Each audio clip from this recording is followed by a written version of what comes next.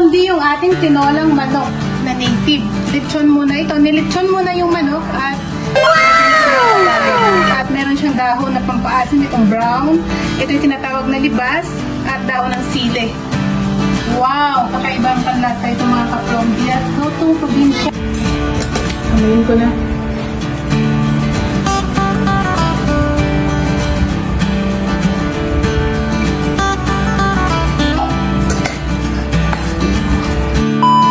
Hello po mga ka-promdi! Isang napakagandang araw po sa inyong lahat. Ngayon po ay magluluto po tayo ng tinolang manok. Pero, ang isasahog po natin na manok ay native po na manok na nilitsyon po muna. Para samahan niyo po ako kung paano natin ito tutuin. Mga ka-promdi, nagre-ready na tayo dito na titimplahin natin itong native na manok. Pinalaman na natin ito ng tanglad. At pagkatapos, hinalang natin sa baga. Inabot kami dito ng 2 oras sa paglilitsyon nitong manok. By the way mga ka-promdi, hindi ko po ito i-recommend itong menu na to kapag nagmamadali kayo. Kasi medyo matagal nga ang paglitsyon ng manok. Inabot tayo ng ilang oras. At dito kasi naglitsyon talaga kami ng manok that time. Kaya nag-separate ako ng 2 piraso para naman kinabukasan meron tayong uulamin. At yun nga, naisipan ko na lagyan na lang natin ng papaya. So, yan po. Luto na yung ating manok after 2 hours.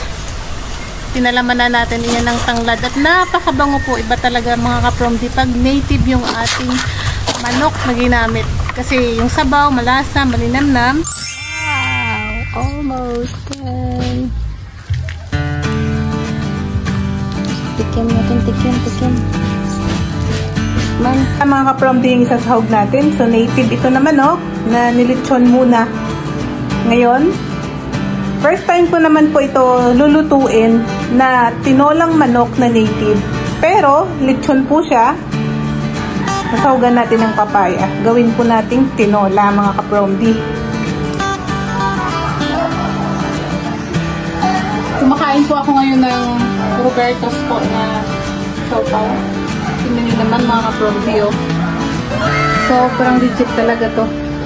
Itong Roberto's po, ano lang siya, hindi mo siya basta-basta mapipili dito sa Maynila. So galing pa itong Iloilo talaga.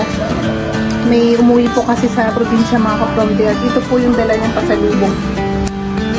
Napakasarap po mga ka-promdi.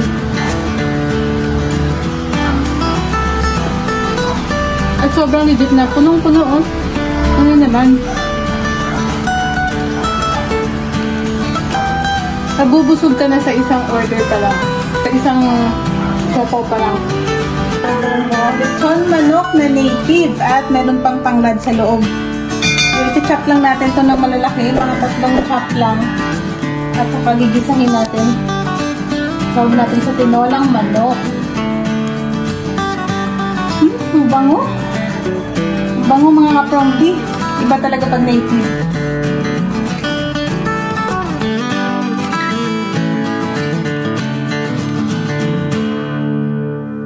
Luto na po mga ka-promdi yung ating tinolang manok na native. Lechon muna ito. Nilechon muna yung manok at nilagyan ko ng papaya.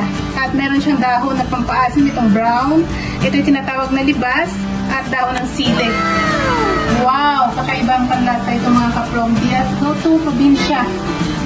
First time ko rin ito tikman. Tara na po, kain na po tayo.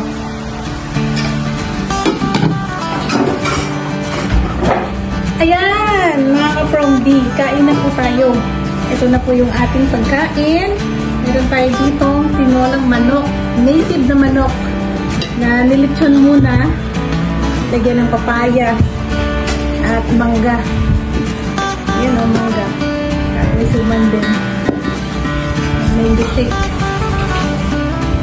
Kain na po tayo mga ka-promdi.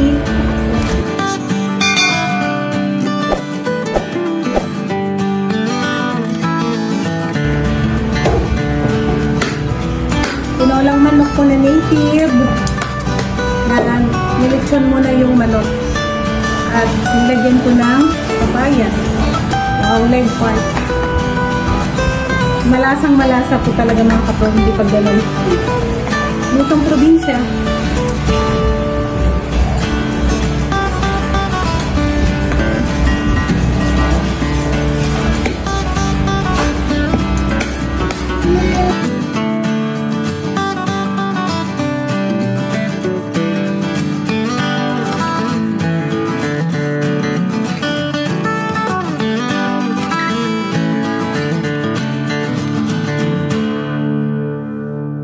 Yung native po na manok, kahit po ilaga mo ng matagal, may pagka matigas talaga yung laman.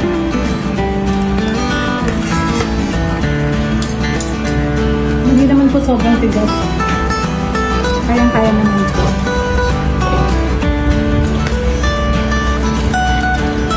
Yung mga hindi po yung kumakain ng native na manok, try nyo rin po. Napakalasa.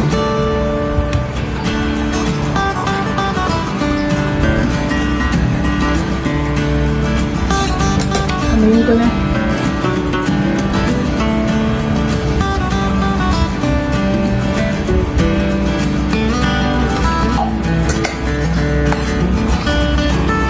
Wala.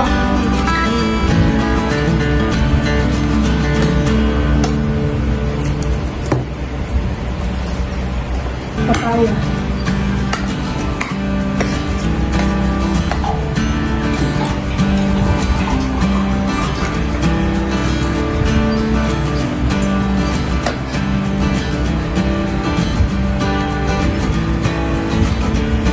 Kakaiba po talaga yung lasa. Sobrang linamnam yung sabaw.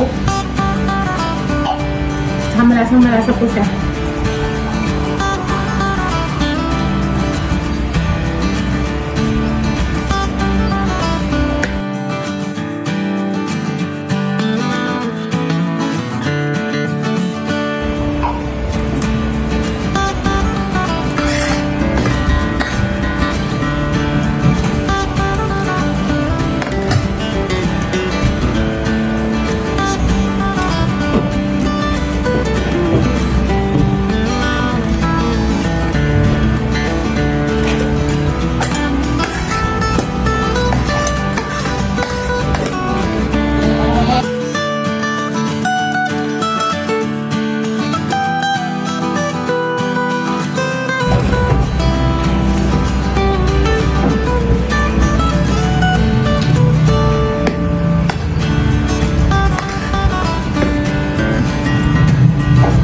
Medyo maasim-asim po yung sabaw.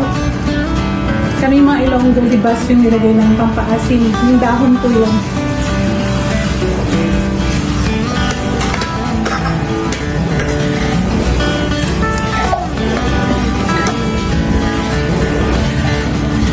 Hindi ko lang alam kung familiar po kayo sa libas or bilukaw na dahon na pampaasim po.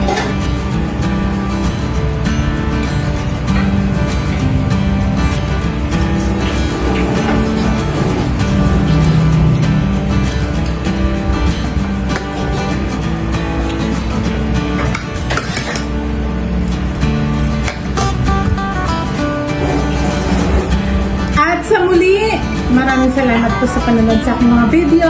See you again next time mga ka-Promdi! Bye-bye!